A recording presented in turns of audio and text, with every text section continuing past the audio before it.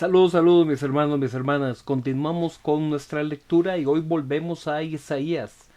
Recordemos que esta parte de Isaías está vinculada con el contexto histórico de las amenazas de Asiria como un imperio expansionista.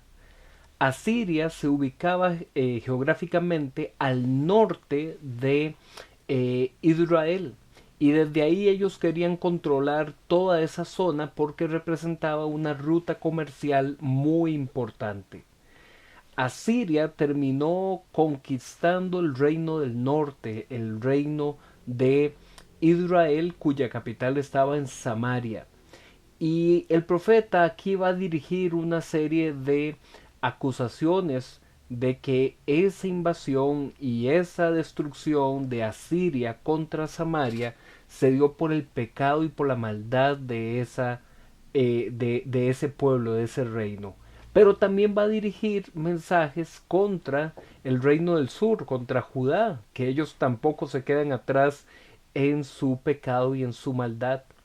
Estos anuncios de juicio, el profeta aquí los exclama por medio de una palabra que era un clamor fúnebre, era un lamento, era un lloro fúnebre, que se le conoce como los ay.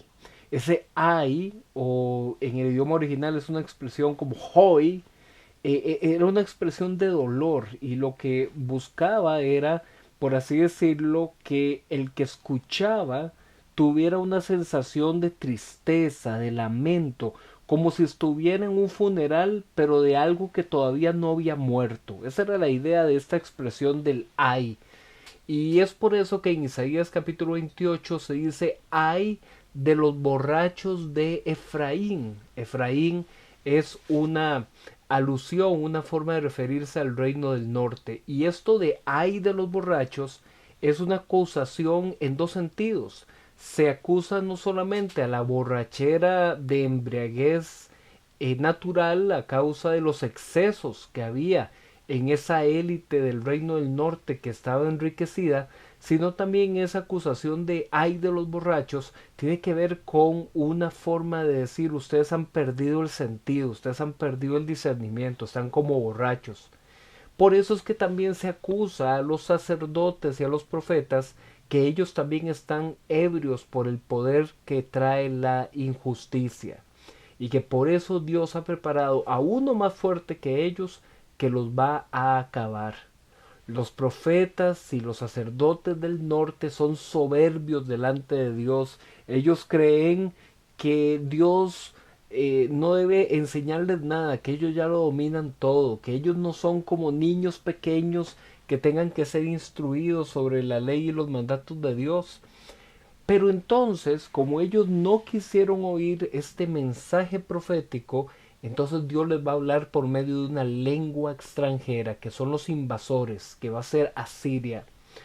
Los gobernantes de Israel han establecido convenios políticos y militares de protección con otros pueblos, pero para Dios eso es como hacer un convenio con la muerte y refugiarse en la mentira. Por eso Dios establece una fortaleza verdadera, una piedra protectora en Jerusalén que es fundamento de justicia para sostener a aquel que crea en Dios. Después vamos a ver en el Nuevo Testamento que estos versículos serán releídos como una alusión a que Jesús es ese nuevo templo que le da refugio a los creyentes. Aquí en el Antiguo Testamento, desde una visión en perspectiva de los primeros oyentes, esta piedra angular, esta piedra principal del constructor que es colocada en Jerusalén, es vista como una alusión de que ellos tienen que refugiarse en el Dios verdadero, no en los ídolos o en los falsos profetas que solamente les anuncian cosas agradables. En Isaías capítulo 28 hay un segundo ay. Esta vez este ay es contra Jerusalén, a la que en este pasaje se le llama Ariel. Es muy interesante porque Ariel significa algo así como el león de Dios. Y aquí hay una alusión a David. Sin embargo, ellos se van a dar cuenta que por más que se quieran refugiar en el recuerdo de David, ellos también van a ser destruidos. Pero incluso esos enemigos que van a ser los destructores de Jerusalén, también en el futuro recibirán castigo. Aquí se acusa a los profetas, esta vez a los profetas del sur, a los profetas de Judá, que son aceptados por el pueblo porque solamente les anuncian cosas positivas al pueblo, pero son incapaces de interpretar las palabras de Dios. Son como si fueran unos analfabetos a los que se les da un rollo escrito, unas tablillas escritas y no pueden leer, no pueden distinguir. Se vuelve a esta figura de que son profetas incapaces.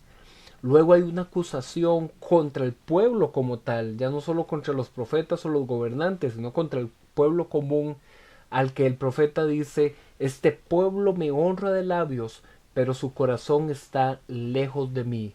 Esto es una denuncia contra la religiosidad vacía que había en Jerusalén. Tenían el templo, tenían las fiestas, tenían una religiosidad establecida, pero realmente era un rito vacío porque no buscaban a Dios con un corazón íntegro. Al final, a pesar de todo eso, se sigue anunciando un futuro de restauración para Israel como un solo pueblo. En Isaías capítulo 30 vemos otro ay, y este ay es una continuación de anuncio de lamento contra los hijos rebeldes de Jerusalén, que amontonan maldad con maldad y que se buscan asociar con Egipto sin consultarme, dice el Señor.